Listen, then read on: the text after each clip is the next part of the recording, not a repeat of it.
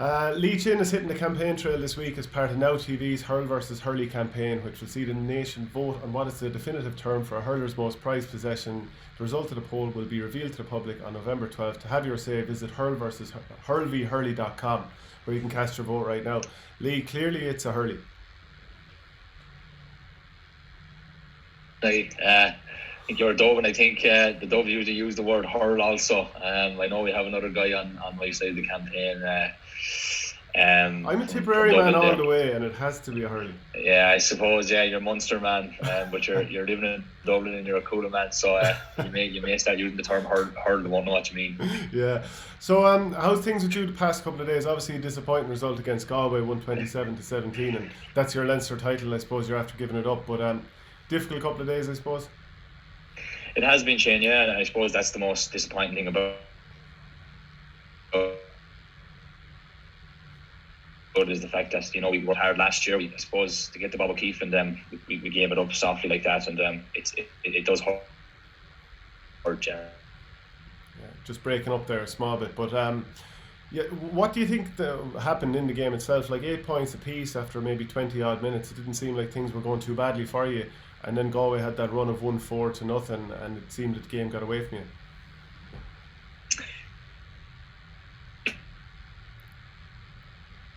Yeah, look, I think that second quarter just happened. We were going okay. Like, I still didn't think the first 20 minutes was our brand of hurling at its finest, but I think we hung in there. I think it was 7 or 8 points apiece going in at the water break, and yeah, you're right. They hit 3 scores after the water break, and then got that goal. That was unfortunate. I suppose it just came from nowhere, and it kind of knocked the stuffing out of us a small bit. A team like Galway, it's very hard to be giving them a 6-point lead going in at half time.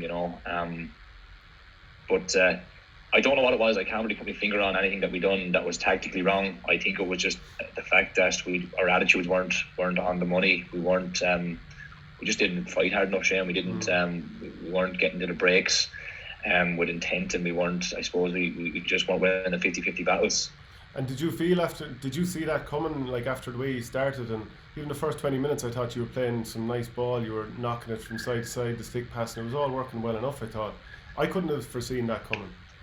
Yeah, well, I suppose in the first, I think it was like 5 minutes or so, Galway got off to a very good start. I suppose it was 4 points to 1, and I suppose we just needed a few more minutes to settle into the game, which we did, and I think it was then 4-4 or 5-5, and then we went for the next 2 or 3 scores together. I suppose it was, and then going into the water break, like I said, it was level, and I suppose it just seemed like we're there, and we still haven't got into our rhythm yet. And then in that second quarter, Galway kind of took off a little bit and got a couple of scores on the board and got that goal, and we just didn't seem to hit a bit of rhythm again after that. And even at half time, we thought we'd get in, we'd reassess, and we'd come out and we'd try and impose our game on it, and just nothing flowed. Nothing really went for us. I think just as individuals, Shane, we didn't actually perform to what we were capable of doing when we had the ball in our hands, and our possession just didn't. Yeah.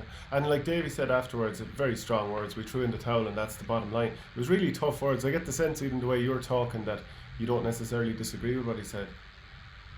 No, I don't, and none of us do. Obviously we're all aware of what he said in his post-match interview, and yeah, he was very accurate. He mentioned that he spoke on behalf of us all, and we believe that he did.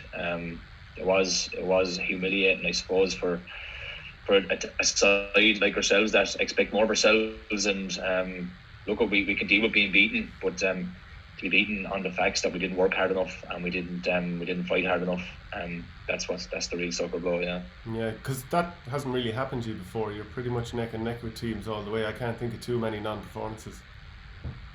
Yeah, look, it's been something since Davies came, is that level of consistency, and we'd always, regardless for being beaten or not, we go up to the end. On Saturday night we just didn't, and it was extremely just disappointing for ourselves, and we were all hurting after the game. I know Davy he expressed it after the game, and we've talked it out since, I suppose, and we had a session last night, and we also had a couple of honest words, and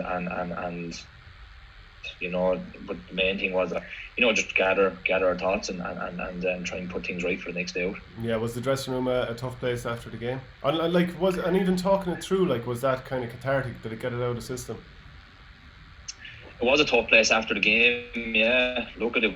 It was like a morgue inside. It was, lads were quiet, and again, it's what, I suppose in championship, no matter what day you go out and get bet, it's going to be a tough dressing room, but to be beaten in the manner that we were, the fact that we expected so much more of ourselves, and I think nearly immediately we all knew that we didn't really work hard enough, and it got to the bottom of us. And that's what's been hard since Saturday night, that we know we didn't do ourselves any justice, and we hold ourselves to higher standards than that, and look, it just needs to be better the next day.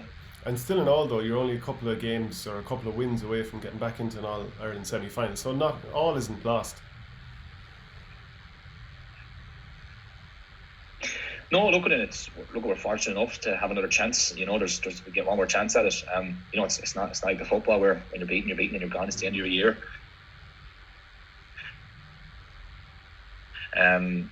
We to try and redeem ourselves, and look, we'll do what we can to try and grab it with both hands, and we prepare well over the next 2 weeks or a week and a half, whatever we've left, and we just wait and see next weekend who we get out of the draw, and we prepare after that. Yeah, and then just finally, Brendan Bugler, he's been in with you this year. Can I ask you what he's added to the setup and what sort of character he is?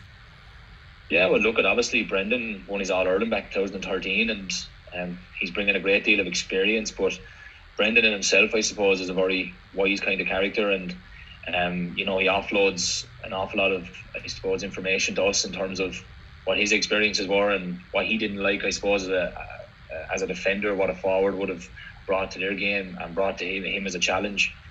But he's just adding that element of wisdom and that coolness, I suppose, as a player that's only recently out of the game. It's always something to be said that when guys are only recently retired, it's still fresh in their mind, and they probably still almost feel like they're playing themselves. So it's great to have someone like that in the back room that can kind of relate to a lot of modern stuff that you're doing, and he's been brilliant with us, and he's been a joy to have around. Yeah, and I actually meant to ask you one other thing about Derek McGrath, seeing as we had that challenge match against your own club, Fate Harriers, earlier this year. What was he like to have in the dressing room? Because you probably would have played against his Waterford team.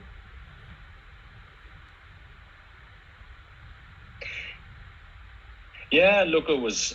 He's a man of great experience, and he brought Waterford to their All-Ireland final, and he won a National League. And look, he's an extremely well-respected manager in the country. And look, for me, I'm very fortunate to be, I suppose, getting managed by the likes of Davy Fitzgerald and back with the club with Derek McGrath.